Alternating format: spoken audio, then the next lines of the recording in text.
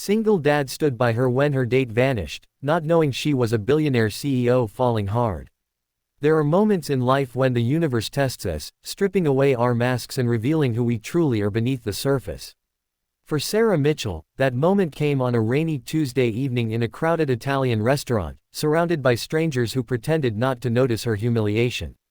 And for Marcus Chen, it was the moment he chose to see her, not as a woman abandoned at a table, but as a human being deserving of dignity.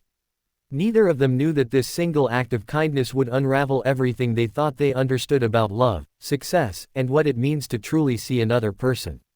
Sarah sat alone at table 17, her hands trembling as she checked her phone for the 14th time. 45 minutes had passed since her date was supposed to arrive. The waiter had circled back 3 times, his sympathetic smile growing more uncomfortable with each visit.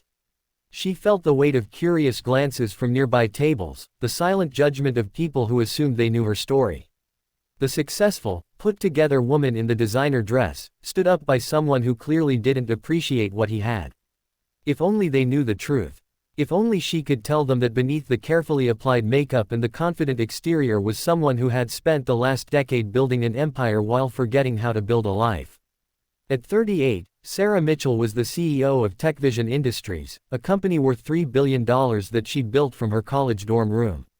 She had everything the world told her to want, except the one thing money couldn't buy: someone who loved her for who she was, not what she represented. Tonight was supposed to be different.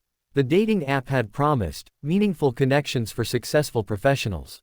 The man's profile had seemed genuine, his messages thoughtful. But as the minutes ticked by and her phone remained silent, Sarah realized she was just another appointment that someone had decided to skip.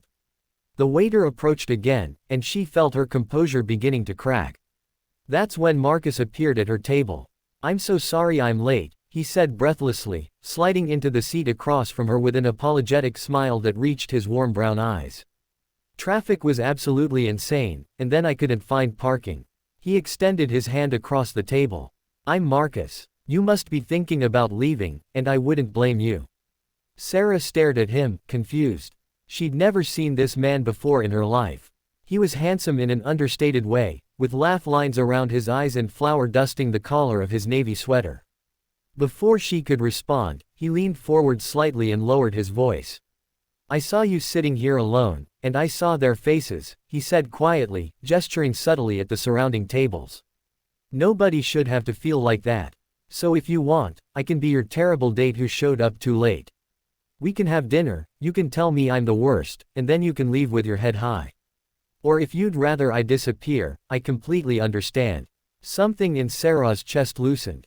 This stranger had seen her, really seen her, in a moment of vulnerability and had chosen kindness over indifference. She found herself smiling, the first genuine smile of the evening. "You know what? A terrible date sounds perfect right about now."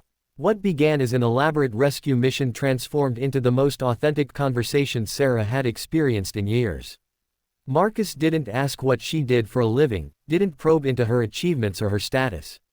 Instead, they talked about real things: the way coffee tastes better on rainy days, the challenge of finding good pizza in a city full of tourists, the strange comfort of old bookstores. Marcus told her about his daughter, Emma, who was 7 and obsessed with astronomy. He spoke about his late wife, Claire, who had passed away 3 years earlier, and how he'd learned to braid hair from YouTube videos and negotiate with a stubborn first grader over vegetable consumption. He worked as a baker, starting his shifts at 3 in the morning so he could be there when Emma got home from school. "It's not glamorous," he said with a self-deprecating laugh. "I smell like bread most of the time, and I'm usually in bed by 9. But it's honest work, and it lets me be the dad Emma needs." Sarah felt something shift inside her. Here was a man who measured his success not in profit margins or stock prices, but in his daughter's laughter and the warmth of fresh bread shared with neighbors.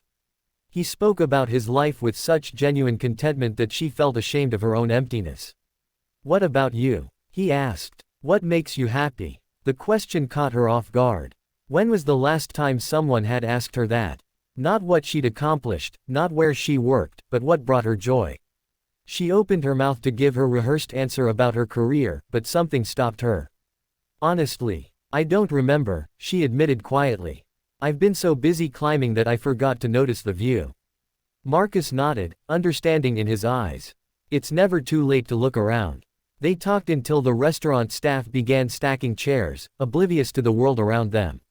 When they finally stood to leave, Marcus insisted on walking her to her car. The rain had stopped, leaving the streets gleaming under the streetlights. "Thank you," Sarah said, and the words felt inadequate for what she wanted to express. "For tonight. For seeing me. Thank you for letting me," Marcus replied.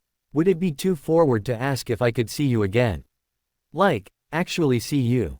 Not as your rescue date, but as—" "I don't know, just Marcus." Sarah felt tears prick her eyes. "I'd like that. But I should tell you something first." She took a deep breath. "I'm not exactly who you think I am. I run a company. A big company. And my life is complicated and demanding, and sometimes I work 90 hours a week. I need you to know that before we go any further." Marcus smiled. "Sarah, I don't care if you run a company or a country. Tonight, I met someone who laughed at my terrible jokes and listened when I talked about my daughter and didn't check her phone every 5 minutes. That's who I'd like to see again, if she's interested." 3 months later, Marcus discovered the truth when Emma Googled "cool CEOs" for a school project and Sarah's face appeared on the screen. He stared at the Forbes article about tech's most influential leader, and then at the woman currently teaching his daughter to code on his living room floor, her hair in a messy bun and his old college sweatshirt drowning her frame. "You could have told me," he said that evening after Emma was asleep. "I know," Sarah replied. "But for the first time in my life, someone saw me, just me. Not the company, not the money, not the success story. Can you understand how rare that is? How precious?" Marcus pulled her close. "I do now." Sarah had spent her life believing that success meant standing alone at the top. Marcus taught her that true wealth was measured in the people who stood beside you, in the love that asked for nothing but gave everything, in the courage to be vulnerable enough to be truly seen. And Marcus learned that the woman who commanded boardrooms with fierce intelligence was the same woman who cried at animated movies and helped Emma build blanket forts and showed up, fully present, in every moment they shared. Sometimes the universe doesn't give us what we want.